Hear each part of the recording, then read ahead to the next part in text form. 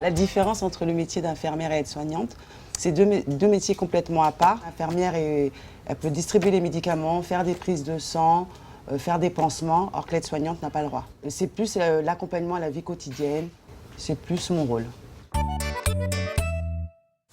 Le métier d'aide-soignante, on voit du tout, de la plus triste histoire à l'histoire la plus marrante, mais vraiment c'est une belle vie.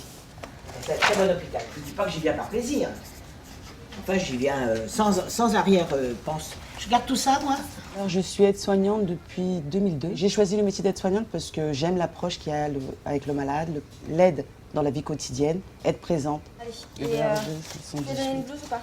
Non, je vais tout lui apporter, la 518A. On va pas ouvrir un peu. Oui, j'ai une relation particulière avec les patients. C'est le respect, la confiance. S'ils viennent ici, c'est pas forcément une partie de plaisir. Moi, le but, c'est de rassurer le patient et d'être auprès du malade à tout moment. Des petits morceaux de sommeil.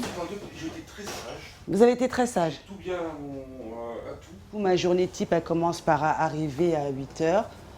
Je pointe, je vois mes collègues, nous faisons les transmissions, voir comment la nuit s'est passée. Excusez-moi. Excuse-moi, la caméra, il y a des hôpitaux de jour aujourd'hui? Non, il y a des consultes. Non. Non. Ah, il y a des consultes infirmières. Consulte infirmière. C'est qui l'a fait? C'est Sophie. S'il y aurait plus de personnel, on serait à deux et ça serait plus simple. C'est pour ça que je monte le lit à ma taille, pour l'ergonomie, pour mon dos aussi.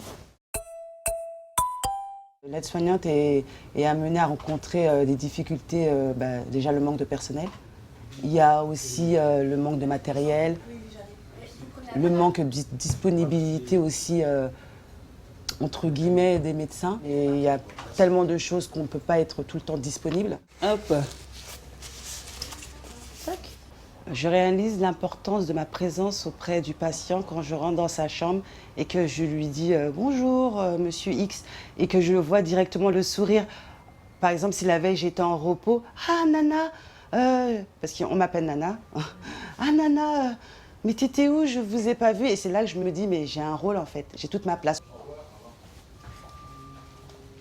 Mon petit conseil, c'est le lavage des mains. Avant chaque entrée, chaque sortie de chambre, se laver les mains pour éviter les infections nosocomiales.